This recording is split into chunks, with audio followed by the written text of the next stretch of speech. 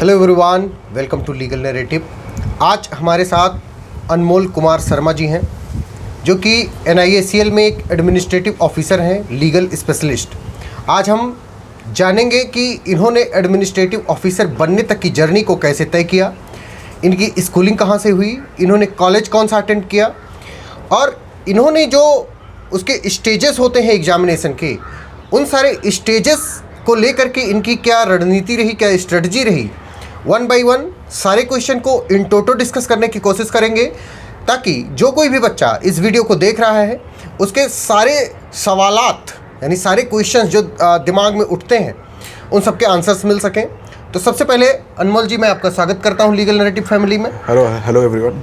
और अनमोल जी, आप अपने बारे में बताइए कि आप कहां से हैं और आपने अपनी स्कूलिंग कहां से की। देखिए, मेरा नाम अनमोल कुमार शर्मा है। I am from Bokaro steel city, Jharkhand ji. And I have completed my schooling from Shri Ayyappa public school, Bokaro. Okay. और आपने अपनी कॉलेज कहाँ से कंप्लीट किया है? दरअसल मैं नीट की तैयारी कर रहा था, फिर मैंने एक साल का ड्रॉप लिया। आफ्टर ऑल मैंने क्लैट यूजी दिया कोविड ईयर के दौरान, और फिर मेरा सिलेक्शन हुआ NLUO, national law university Odisha में, जिसमें मैंने 2025 में ग्रेजुएशन अपना कंप्लीट किया, BA LLB। आपने नेशनल लॉ यूनिवर्सिटी ओडिशा से कंप्लीट किया। ओके। तो आपके ख्याल में कब आया कि आपको इंश्योरेंस की तरफ या पब्लिक सेक्टर अंडरटेकिंग्स की तरफ जाना चाहिए? ये मेरे मन में 4th ईयर से था। मैंने क्लैट PG दिया था, उसमें अलग बात है कि मेरा बहुत अच्छा रैंक नहीं आया जी। तो उसके बाद भी मेरे पास और भी क्या एवेन्यूज़ थे। तो जैसे कि आपके पास यही सब बचता है, तो उसमें NIACL का जो एग्ज़ाम था वो आया, मैंने इसे एज एन अपॉर्चुनिटी लिया और इसका फॉर्म भरा। इससे पहले मैं इस कंपनी के बारे में ज़्यादा नहीं जानता था, इसके बारे में ज़्यादा जाना। ओके। तो अनमोल जी, ये बताइए कि NIACL का जब आपने फॉर्म भरा तो आपको NIACL के बारे में आपको कैसे आइडिया लगा कि कितने स्टेजेस होते हैं इसके एग्ज़ाम को कैसे अप्रोच करना है, क्या ये सारी चीज़ें? ये अप्रोच के बारे में मैंने 2-4 वीडियो देखा थोड़ा सा, और वो ज़्यादातर जो होता है, जो हमारे वीडियो वगैरह, तो वो जनरलिस्ट के हिसाब से होते हैं। It is not from the preference of specialist, वो जनरलिस्ट की प्रेफरेंस होते हैं। तो उससे ही आइडिया लग गया कि एग्ज़ाम कैसे होगा। फिर साथ में अगर आप डिटेल नोटिफिकेशन पढ़ो, 50 पेज का होता है, उसमें अच्छे से दिया रहता है। तो कोई भी एग्ज़ाम दे उससे पहले वो नोटिफिकेशन को अच्छे से पढ़ ले। That is the most important thing. अगर कोई बच्चा ये वीडियो देख रहा है और वो भी NIACL या किसी भी और भी इंश्योरेंस कंपनीज हैं या IBPS SO है, उन सबको टारगेट करता है, तो उन सब में भी इनको भी सारे स्टेजेस से गुजरना होगा। तो अनमोल जी, आप ये बताइए कि आपने अपने सारे स्टेजेस, चाहे वो प्रीलिम्स हो, चाहे वो मेंस हो, चाहे वो इंटरव्यू हो, उनकी क्या आपकी स्ट्रेटजी रही, और क्या उनकी स्ट्रेटजी कुछ अलग अलग रही या आपकी कोई combined strategy combo package type का था? देखो यार, इसमें थोड़ा सा देखो, यहाँ पे अलग एक स्ट्रैटेजी आता है IBPS SO को लेके और NIACL के एग्जाम को लेके। पहले आप इंश्योरेंस वाला बताइए, फिर उसके बाद SO। ठीक है। तो सबसे पहले NIACL के बारे में बताता हूँ। तो यहाँ पे जो होता है maths, GK, reasoning always play very important role. For example, in a paper of 200 marks, 160 marks are from non law.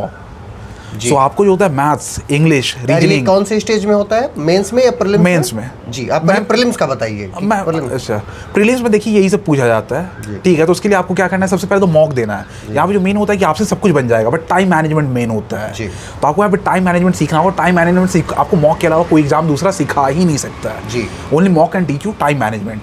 उसके अलावा जो तो आपको अपने बेसिक्स पे वर्क करना है, उस पर आप यूट्यूब वगैरह के थ्रू फ्री वीडियोस वगैरह आप देख के उस पर आप अपना वर्क कर सकते हैं। इंग्लिश जो होता है, अगर आप लीगल ऑफिसर है तो इंग्लिश आपका स्ट्रॉन्ग ही होगा, तो आप उसमें 30 मार्क्स मैक्सिमम टारगेट है, 28-27 आपको मिनिमम आना चाहिए। और मैथ्स जो था हमारा एक कमजोर कड़ी होता है जी, वीक लिंक होता है of the chain, but still हमें होता है थोड़ा हार्ड वर्क करना चाहिए। और ये दो जगह जो होता है मैथ्स और रीजनिंग में प्रॉपर वर्क देना चाहिए, जो मैंने दिया, और कंटिन्यूअसली मॉक दिया। और एक और जो सबसे इंपॉर्टेंट होता है वो कंसिस्टेंसी वाला स्टेज आ जाता है। You have to be consistent day in and day out जी। You have to not take any break of Sunday, ठीक है। आपको एक पूरा मोमेंटम बनाना और मोमेंटम को सस्टेन करना होता है लास्ट तक जी। यही मैं बोलूँगा इसके लिए। प्रीलिम्स के लिए था, prelims, mains and throughout the stage, जो मैंने मोमेंटम वाली जो बात बोली है। हाँ, तो ये मतलब मैथ हुआ, रीजनिंग हुआ, इंग्लिश हुआ, और आपने लॉ को कैसे अप्रोच किया उसके बारे में थोड़ा बताइए। देखिए, सबसे पहले तो लॉ को ज़्यादा इंपॉर्टेंस नहीं देना इस एग्जाम के लिए, at least because it's only 40 out of 200 जी। ठीक है। कोल्ड मैथमेटिक्स यहाँ पे चल रहा है। यहाँ पे ये नहीं चलना है कि आपको लीगल का आपको नॉलेज नहीं जाना चाहिए। सो आपको क्या क्या फोकस करना है, आपको बहुत सारे आपको होता है स्टडी मटेरियल वगैरह ऑनलाइन मिल जाएंगे, जो कि 40 to 50 पेजेस में CPC वगैरह को ये कर देते हैं, समराइज कर देते हैं। आपको उनके थ्रू जाना, आपको सेक्शन नंबर नहीं बैठ के रखना है, आपको एक मोटा मोटी एक आइडिया होना चाहिए। तो कॉन्सेप्ट शुड बी क्लियर। तो आप CPC, arbitration and conciliation act, बहुत सारे छोटे छोटे एक्ट होते हैं, कंज्यूमर प्रोटेक्शन एक्ट, ये सबको करने की कोशिश जो होता है, आप हर एक जो होता है एक्ट को 1 से 2 दिन में कर सकते हैं। मैंने भी वही स्ट्रैटेजी के थ्रू किया। प्रीलिम्स तक मैंने सिर्फ प्रीलिम्स की पढ़ाई की और फिर मेंस से जो था मैं 6 घंटे पढ़ता था। प्रीलिम्स में भी 5 से 6 घंटे पढ़ता था, मेंस में भी 5-6 घंटे पढ़ता था। तो मैं जो 6 घंटे पढ़ता था मेंस के लिए, उसके मैं दिन को 2 पार्ट में डिवाइड करता था, फर्स्ट हाफ सेकंड हाफ।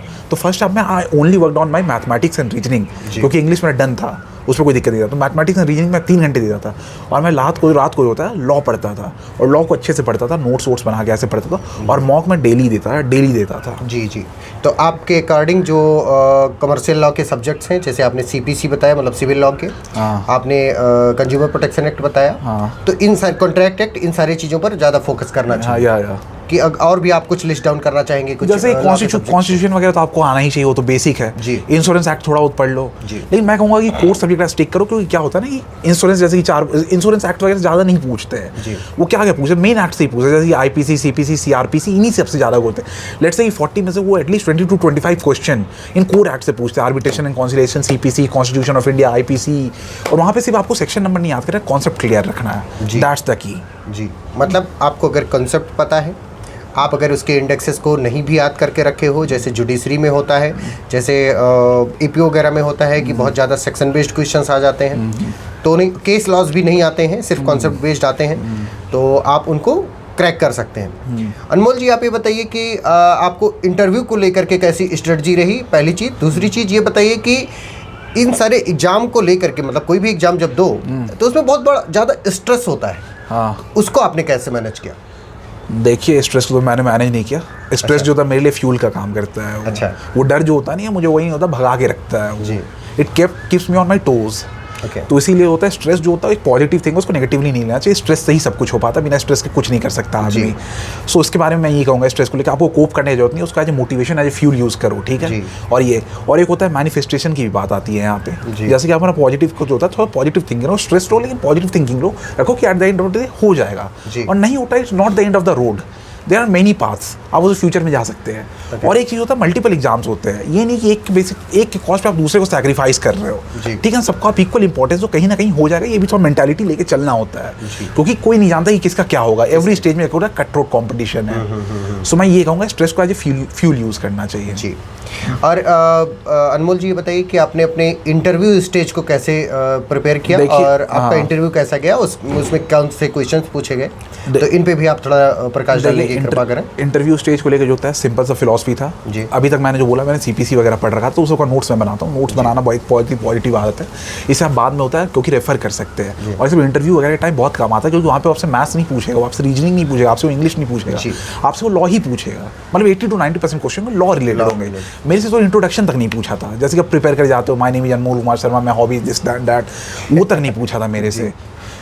तो फिर वही होता है, आपको लॉ पढ़ना है। और लॉ में भी क्या होता है, क्योंकि आपका सब्जेक्ट स्पेसिफिक है, तो आपसे एक्सपेक्ट किया जाता है कि आपको इंश्योरेंस एक्ट आता हो, IRDA एक्ट आता हो। तो वो जो आप प्रीलिम्स आप मेंस के लिए नहीं पढ़ते, उसको यहाँ पे पढ़ना जरूरी है और अच्छे से पढ़ना जरूरी है। एग्जैक्टली। और वहाँ पे होता है कि देखो, वो सब भी चिल होते हैं, चिल माहौल होता है, ऐसा नहीं कि वहाँ पे बहुत स्ट्रेस पुट कर रहे होते हैं। वहाँ पे होता है सिंपल से philosophy, dress well and nice, dress in the cloth in which you are comfortable. ऐसा कुछ फ्लैशी नहीं पहनना, ये तो सिंपल है। ट्रिम बियर्ड या फिर नीट बियर्ड, जो आपको पसंद हो, बाल अच्छे से होना चाहिए।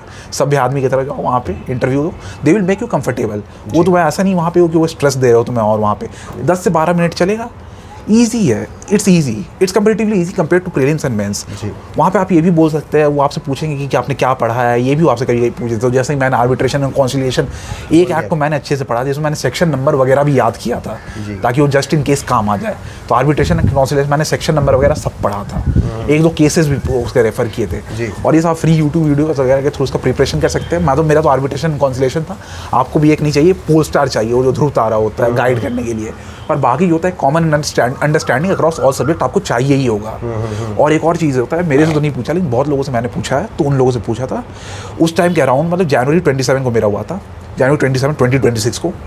तो जो लीगल डिस्कोर्स अगल बगल चल रहा होता है, वो भी काफ़ी इंपॉर्टेंट हो जाता है। Legal current affair, for example मैं ऐसे ही बता रहा हूँ, वो तो आर्टिकल 370 बहुत पहले हट गया, लेकिन जब हटा होगा तो आपको ध्यान में रखना वो क्यों हटा, इसका क्या ग्राउंड था, मतलब ऐसे ऐसे करके चीज़ें होता है, उसको फोकस में रखना होता है लीगल करंट अफेयर को। और आपका इंटरव्यू कहाँ पे हुआ था? कोलकाता में हुआ था। वो झारखंड और बिहार और कोलकाता है, उस रीजन के लोग, ईस्टर्न इंडिया के लोग कोलकाता में होता है। तो थैंक यू सो मच अनमोल जी, और काफ़ी अच्छा लगा आपसे बात करके। मैं आशा करता हूँ कि हमारे व्यूअर्स को भी अच्छा लगा होगा। Thank you so much to everyone who